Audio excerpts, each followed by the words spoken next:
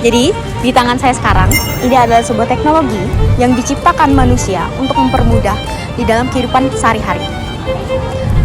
Teknologi di dalam suatu bisnis itu bertujuan untuk memberikan kemudahan bagi pelaku bisnis untuk meningkatkan efisiensi dalam aktivitas bisnis. Teknologi bukan hanya sekedar alat bantu, melainkan juga sebagai katalisator untuk minimalkan risiko kesalahan manusia dan mengoptimalkan alokasi sumber daya yang ada.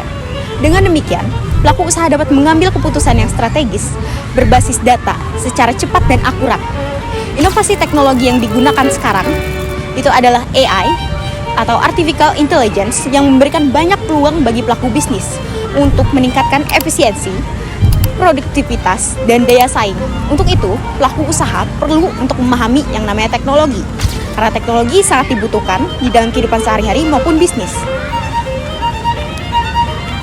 Mengidentifikasi dampak digitalisasi terhadap model bisnis, pemasaran digital. Memasarkan produk secara digital adalah sebuah aktivitas yang menawarkan produk menggunakan media sosial. Apa sih keunggulan? Keunggulan dari internet adalah dapat melakukan penyebaran luas informasi dengan cepat tanpa batas ruang dan waktu. Internet memiliki banyak media yang dapat digunakan untuk saran beriklan dengan ciri khas dan fungsi yang berbeda-beda. Salah satu adalah teknik Scale MG Optimize atau CEO adalah pemanfaatan optimal supaya sebuah halaman web tampil pada urutan teratas di halaman mesin pencarian Google. Teknik adalah suatu digunakan peningkatan aksesibilitas. E-commerce yang merupakan singkatan dari electronic commerce merujuk pada aktivitas bisnis yang dilakukan secara elektronik melalui internet. E-commerce mencakup berbagai transaksi seperti pembelian dan penjualan produk, layanan, dan informasi. Gupta et al. 2023 menyatakan bahwa e-commerce telah menjadi isu yang penting bagi individu dalam proses dan pengembalian keputusan pembelian setiap hari. Kecerdasan yang diciptakan Artificial Intelligence atau yang kita kenal dengan sebutan AI berperan penting dalam meningkatkan pengambilan keputusan yang lebih cepat dan akurat, serta dalam mengotomatisasi tugas-tugas yang sebelumnya memerlukan intervensi manusia. AI dapat membantu dalam meningkatkan peluang bisnis antara lain seperti memprediksi tren pasar dan perilaku konsumen, penggunaan chatbot atau asisten virtual yang didukung AI untuk memberikan layanan pelanggan secara otomatis, meningkatkan efisiensi dan pengalaman pelanggan. Yang terakhir ada mengotomatiskan proses bisnis yang berulang, mengurangi biaya operasional dan meningkatkan produktivitas. Data adalah kumpulan data yang sangat besar, beragam dan terus bertambah sehingga sulit diolah dengan cara tradisional.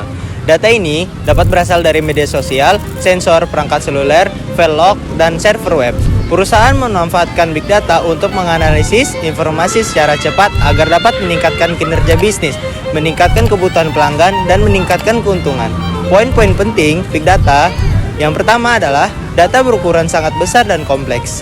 Sulit diproses menggunakan metode tradisional, terdiri dari data terstruktur dan tidak terstruktur. Sumber data meliputi media sosial, sensor, smartphone, file log, dan server web. Digunakan perusahaan untuk meningkatkan efisiensi operasional, memberikan layanan pelanggan yang lebih baik, membuat pemasaran yang lebih personal, dan membantu pengambilan keputusan.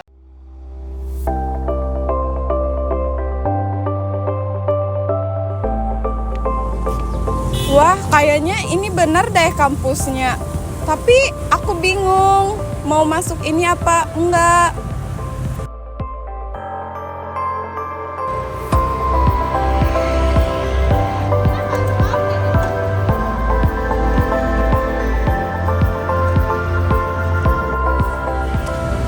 Yuk. Hai. Iya, Namamu siapa? nama aku Milea. Kamu ngapain di sini sendirian? Aku lagi bingung mau cari-cari kampus. Oh, mau cari kampus. Iya, soalnya nggak ada kenalan di sini. Oh, gitu ya. Iya, Ya, boleh nggak ikut aku? kemana? Ayo kita tunjuki kampus di sana di dalam. Boleh nggak? Ayo. Ayo.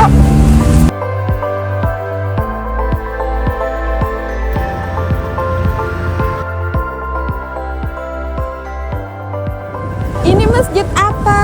Ini Masjid Muhammadiyah. Bagus banget, besar. Kamu mau masuk prodi apa? Aku mau masuk prodi manajemen, adakah di sini? Ada. Gedungnya di mana ya? Oh, nanti kita tunjukkan ya. Oke. Maksudnya di mana? Ini bagus. Oh ini ya. Boleh kita masuk lihat-lihat di dalamnya gitu. Boleh. Ayo, lewat mana ya?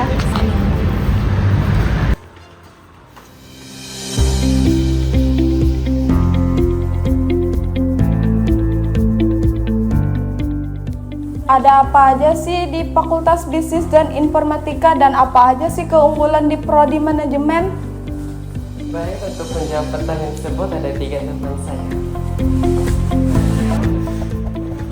Di jurusan manajemen UMPR, kamu gak cuma belajar tentang bisnis, tapi juga diajarkan tentang bagaimana menjadi pemimpin, mengelola usaha, dan memahami dunia pemasaran, hingga keuangan dan strategi bisnis di dunia digital. Selain belajar, kamu juga bisa mengembangkan skill komunikasi, public speaking, teamwork, dan leadership yang penting banget di dunia kerja sekarang. Kamu harus memilih manajemen di UMPR karena di UMPR ada dosen yang profesional dan suportif. Pembelajaran mengikuti perkembangan bisnis modern, banyak praktik dan pengalaman organisasi, peluang karir luas dan di dunia kerja maupun wirausaha. Lingkungan kampus yang nyaman dan aktif. Buat kamu yang punya mimpi jadi pebisnis sukses, manajer perusahaan, HRD, content marketer, ataupun membuka usaha sendiri, jurusan manajemen di UMPR bisa jadi langkah awal untuk masa depan. Jadi, tunggu apa lagi? Ayo bergabung di manajemen UMPR. Universitas Muhammadiyah Palangkaraya, tempat belajar, berkembang, dan meraih masa depan. Siapkan dirimu untuk menjadi generasi muda yang siap bersaing dalam dunia bisnis modern. Manajemen UMPR mencetak generasi profesional berdaya saing. Jadi, tunggu apa lagi? Ayo masuk Universitas Muhammadiyah. Fakultas Bisnis dan Informatika. Dadah. Dadah.